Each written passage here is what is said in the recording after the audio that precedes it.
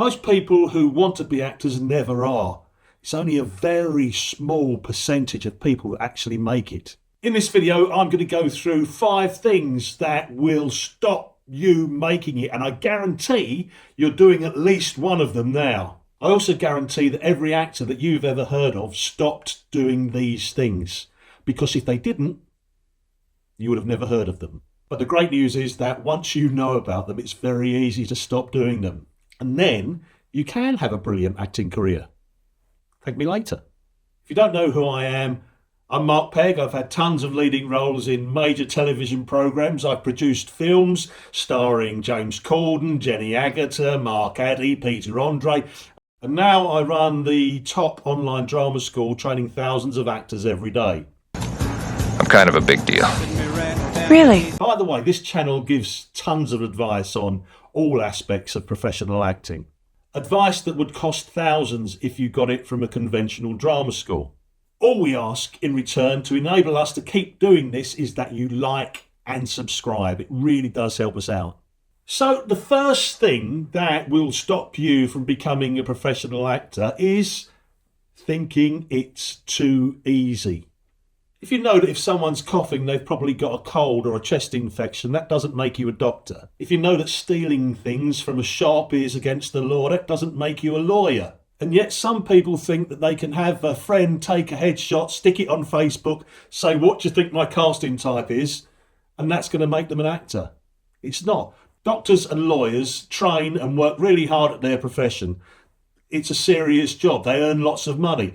If you're a successful actor, you will earn lots of money. But you've got to treat it like a serious job. Can you imagine someone turning up at a golf club and saying, "I want to enter the Open Championship," and the pro says, "Yeah, great, okay, what's your handicap?" And the bloke goes, "Sorry? What's your golf handicap?" "Oh, the pro says, you have played golf before, haven't you?"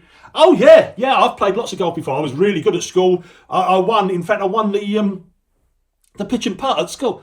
Come on, that would be ridiculous. And yet some people treat their acting careers like that and think that they're going to be successful.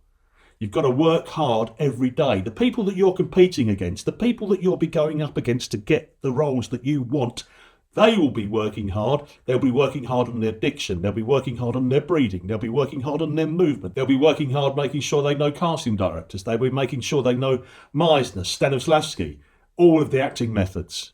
Shakespeare. They'll make sure that they're in the right place when the opportunity comes along. You need to make sure that you're doing that too. So go and get some lessons. If you're not having lessons, at least one lesson a week, then you're going backwards. You need to be going forwards. You need to keep the motor running. You need to keep the engine going. You need to be at the top of your game. Regardless of where you are in your acting career, if you're just starting out, then you need to learn about all of these things. You need to do the exercises to get your articulation working properly. But also, if you're a reasonably established actor, you shouldn't be resting on your laurels. You should be still being an actor every day, even if it's not professionally. You should be training. So be honest with yourself. Are you doing that every day? The answer you give will determine how likely you are to become a successful professional actor. A key thing to remember is that we're not training to be actors. Actors, kids can act. We've all got a natural ability to act. But what we are doing is we're training to be professional actors. There's a big difference. The second thing that's going to kill your career is believing those people who say, "Well, it's all about luck, isn't it, really? You have to be in the right place at the right time, otherwise it doesn't happen." There's so many people who would have been really good, except they never got the breaks. They was unlucky. That's nonsense. It's not about luck. In acting, you can play any hand that you've been dealt to your advantage. So forget about luck. Saying it's about luck is being lazy. Yes, you have to be in the right place at the right time, but make sure that you're in the right place at the right time. How do you do that? Well, you make sure that casting directors know about your work. You make sure that agents know about your work. You make sure that directors know about your work. In fact, anybody that can give you a job. I'm going to put a link up here to a video that we made about all the people that you can get a job from. So watch that when we finish this. There's a very famous actor that tells a story about being spotted by a very famous Hollywood director. And that Hollywood director gave him a job in a big Hollywood film, which is a great story. But it's just that, it's PR. That particular actor spent a year sending stuff to this director to get him to look at it. And finally, of course, he did. But if he hadn't put that effort in the first place, he'd have never got that big job. Nothing at all to do with luck. It's a nice story to say it's luck, but it's not the truth. If it's all down to luck, you don't have to take responsibility. You can just wait. And if you wait, you're waving your acting career goodbye. So just to round up luck, ask yourself, how many self-tapes have you done this month? How many industry relationships have you tried to build? How many scenes have you actively worked on? That'll tell you how lucky you're going to be. Career killer number 3 is believing that only special people can make it. We've said this a million times before, everyone can act, and I mean everyone. Admittedly, if you're a sports person, I would imagine that there are certain God-given things like balance, strength, agility, all of these kind of things. They're going to help you a lot. And if you haven't got those, you're probably not going to be a professional sports person. But that doesn't apply in acting. Any particular physical trait that you have can be the thing that gets you your big break. So don't use that as an excuse. Your role is out there somewhere. You just need to be ready when it comes along. So again, ask yourself, are you hoping that you have it, or are you actively building it? The answer to that will tell you how successful you're going to be. If you want some personal feedback from me about where you are in your acting career, or any acting advice for that matter, just leave a note in the comments. I'll read them all and I'll get back to you. So far we've covered thinking it's too easy, believing in luck, and magical talent. We now go on to the 4th one, which is where so many people stall. Until you understand the 4th one, you're not going to make it in this career. The 4th thing that will kill your career is waiting to be chosen. Acting isn't like other professions, other jobs. You know, you can't be sort of assistant manager and then go up to manager. It really doesn't happen. If you're waiting for it to happen, you will continue waiting. You've got to make it happen. You've got to be the CEO of your own career.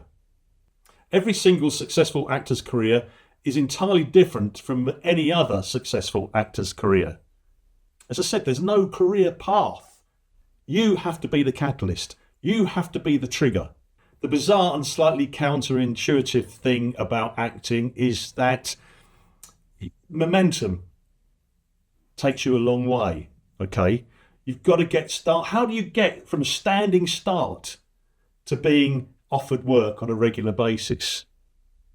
It doesn't come along out of the blue. It certainly doesn't come along, as I said, because you put your photo in a Facebook group.